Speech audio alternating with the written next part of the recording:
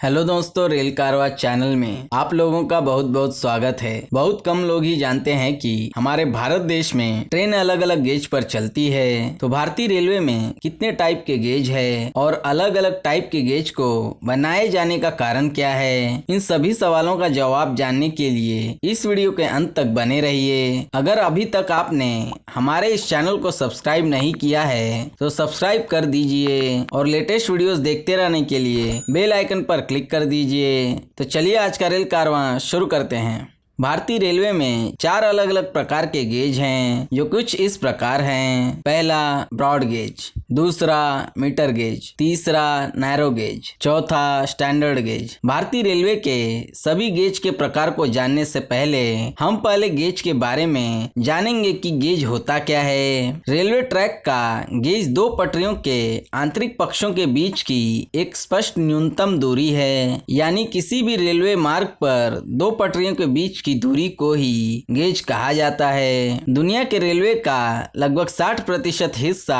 1435 millimetre के standard gauge का उपयोग करता है। अब हम लोग भारतीय रेलवे के अलग अलग प्रकार के गेज के बारे में विस्तार से जानेंगे। पहला ब्रॉड गेज। ब्रॉड गेज को ब्रॉड गेज या लार्ज लाइन भी कहा जाता है। इन रेलवे गेजों में 2 पटरियों के बीच की दूरी 1676 मिलीमीटर मतलब 5 फीट 6 इंच है। यह कहना गलत नहीं होगा कि कोई भी गेज स्टैंडर्ड गेज या 1435 मिलीमीटर से अधिक चौड़ा ब्रॉड गेज कहलाता है। भारत में बनी पहली रेलवे लाइन 1853 में बोरीबंदर मतलब अब छत्रपति शिवाजी टर्मिनस से ठाणे तक एक ब्रॉड गेज लाइन थी। ब्रॉड गेज रेलवे लाइन का उपयोग ट्रेन आदि के लिए बंदरगाहों पर भी किया जाता है। इससे बेहतर स्थिरता मिलती है और वे पतले गेज से भी बेहतर होते हैं। दूसरा स्टैंडर्ड गेज। इस रेलवे गेज में 2 पटरियों के बीच की दूरी 1435 मिलीमीटर मतलब 4 फीट 8 इंच है। भारत में स्टैंडर्ड गेज का उपयोग मेट्रो, मोनोरेल और ट्राम जैसी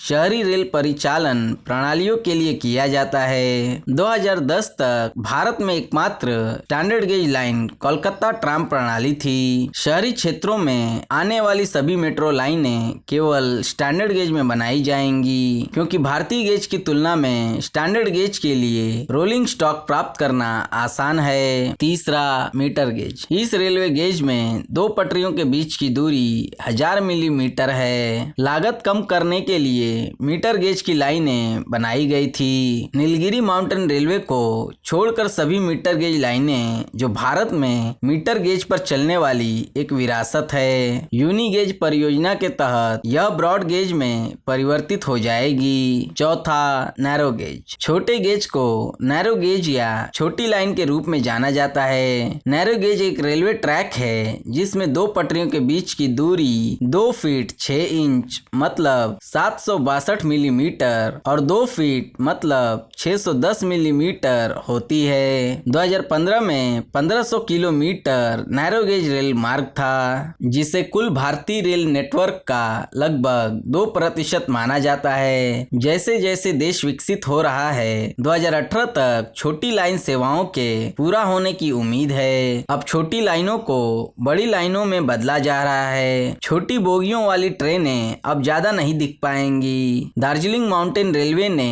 24 जुलाई 2008 को इसे यूनेस्को की विश्व धरोहर घोषित किया है। कालका शिमला रेलवे भी बहुत लोकप्रिय है। अब हम लोग यह जान लेते हैं कि इन रेलवे गेजों को बनाए जाने के कारण क्या है। पहला, यातायात की स्थिति। यदि ट्रैक पर यातायात की तीव्रता अधिक होने की संभावना है तो स्टैंडर्ड गेज के बजाय ब्रॉड गेज उपयुक्त होगा। दूसरा, गरीब क्षेत्रों का विकास। गरीब क्षेत्रों को विकसित करने के लिए दुनिया के कुछ हिस्सों में नैरो गेज स्थापित किए गए हैं और इस प्रकार गरीब क्षेत्रों को बाहरी दुनिया से जोड़ने में मददगार है। तीसरा, ट्रैक की लागत। रेलवे ट्रैक ट्रैक की लागत सीधे इसके गेज की चौड़ाई के लिए अनुपातिक है। यदि उपलब्ध धन स्टैंडर्ड गेज बनाने के लिए पर्याप्त नहीं है और क्षेत्र में कोई रेलवे लाइन नहीं है तो मीटर गेज या नैरो गेज को प्राथमिकता दी जाती है। चौथा, ट्रेन की गति। ट्रेन की गति पहिए के व्यास का एक कार्य है जो बदले में गेज द्वारा सीमित है। पहिए का व्यास आमतौर पर गेज की चौड़ाई का 0.75 गुना है और इस प्रकार ट्रेन की गति गेज के लगभग अनुपातिक है। यदि उच्च गति प्राप्त करनी है तो